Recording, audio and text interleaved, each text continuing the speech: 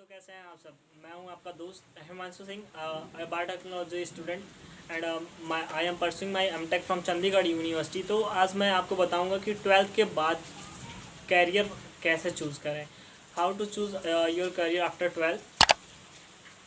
Your मैंने इसलिए कहा कि आपको चूज़ करना है। मैं तो मास्टर्स कर रहा हूँ अभी एमएससी बायोटेक्नोलॉजी में।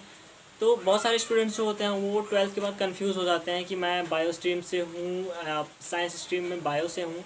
तो बायो के साइंस स्ट्रीम में 12th के बाद मैं क्या करूँ, कहाँ जाऊँ, कैसे करूँ, कुछ समझ में नहीं आता। बहुत सारे रास्ते होते हैं, टीचर्स बताता है नेट की प्रिपरेशन कर लो, कोई बताता ये कर लो, कोई बताता वो कर लो। तो मैं आज उन सारे रास्तों को आपके सामने रखूँगा। तो अभी के लिए हम आ गए हैं अपने कंप्यूटर स्क्रीन पे और हम बात करेंगे कि आफ्टर 12th हमने क्या सिलेक्ट करना है। मैं आपको सिर्फ स्ट्रीम्स बताऊंगा कि आप इस स्ट्रीम से ये चीज़ कर सकते हो, ये चीज़ अपॉर्चुनिटीज़ है, ये करियर बना सकते हो। एंड आपको चूज़ करना है अपने माइंड सेटअप के हिसाब से, अपने फाइनेंशियल बैकग्राउंड के हिसाब से कि आपको क्या करना चाहिए, कि आपको लाइफ में आगे प्रॉब्लम ना आए, आपको पढ़ाई बीच में ना छोड़नी पड़े।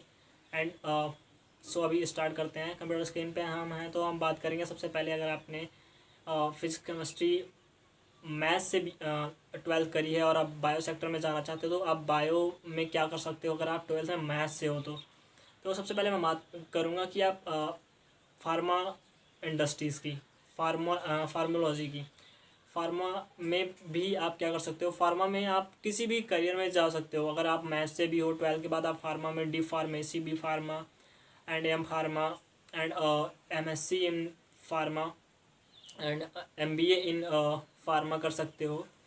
सो इसके लिए क्या क्या होता है, आप जितने भी गवर्नमेंट इंस्टीट्यूट्स हैं, कॉलेजेस हैं, यूनिवर्सिटीज़ हैं, वहाँ पे भी ये केजीएमयू में और एकेटीयू में इसके एंट्रेंस टेस्ट होते हैं। एंड फिर जी का पॉलीटेक्निक का भी फॉर्म आता है। जी का पॉलीटेक्निक में भी इसके एंट्रेंस होते हैं। जी का पॉलीटेक्निक में डी फार्मेसी का डायरेक्ट होता है, आप आफ्टर 12th आप कर सकते हो।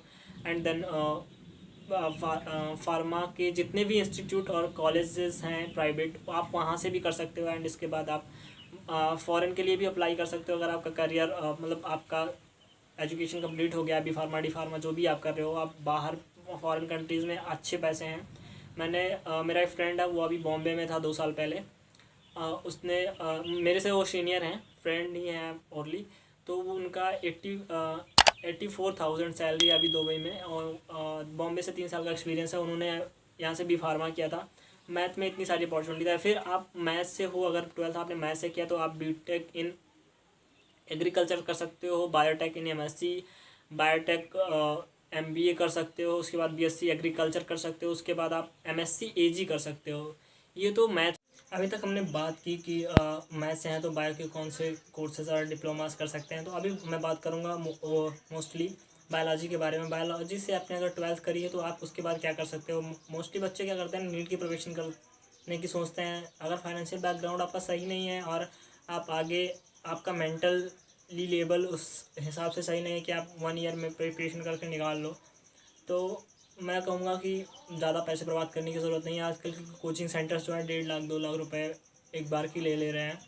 सो मैं और इसके आगे की बात कर रहा हूँ कि आप अगर नीट की प्रिपरेशन करने जा रहे हो तो आप नीट में कौन कौन से लेवल में आ सकते हो।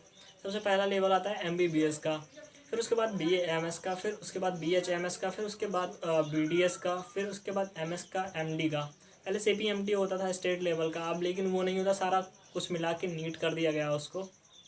देन उसके बाद अगर उसमें भी आप स्पेशलाइजेशन करना चाहते हैं, MBBS में भी अगर आप स्पेशलाइजेशन करना चाहते हैं, सर्जन बनना चाहते हैं, तो आप उसमें स्पेशल कोर्स कर सकते हैं। MD हो गया, MS हो गया, MDS हो गया। एंड उसके बाद मैं फार्मास्यूटिकल की बात करूँगा। फार्मास्यूटिकल इंडस्ट्रीज़ तो बहुत बड़ी हैं, बहुत ब्रॉड है, इसमें कभी कोई कमी आने नहीं वाली है। एंड मेडिसिन में भी कोई कमी नहीं आने वाली है।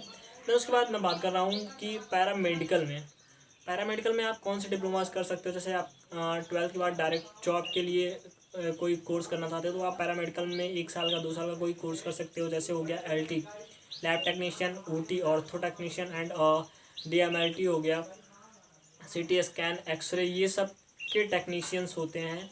इसकी फ़ीस अराउंड 54,000 होती है प्राइवेट इंस्टीट्यूट्स में। एंड आप वहाँ से कर सकते हो, ठीक है। फिर उसके बाद मैं बात कर रहा हूँ कि स्टडीज़ की एंड स्टडीज़ में डिप्लोमास की एंड कोर्सेज़ की। तो आप डिप्लोमा में क्या कर सकते हो, आफ्टर 12th आप बीएससी नर्सिंग कर सकते हो एंड जीएनएम एएनएम कर सकते हो। जीएनएम एएनएम लड़कियों के लिए मोस्टली होता है एंड बॉयज़ के लिए नर्सिंग ही होता है।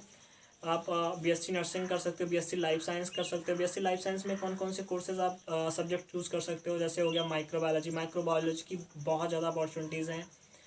एंड फिर उसके बाद आप क्या कर सकते हो, उसके बाद आप कर सकते हो कि आप इन्वायरमेंट साइंस ले सकते हो, केमिस्ट्री ले सकते हो, जूलॉजी ले सकते हो, बॉटनी, इतने ऑप्शंस आपके पास होते हैं 12th के बाद अगर आप बीएससी कर रहे हो तो।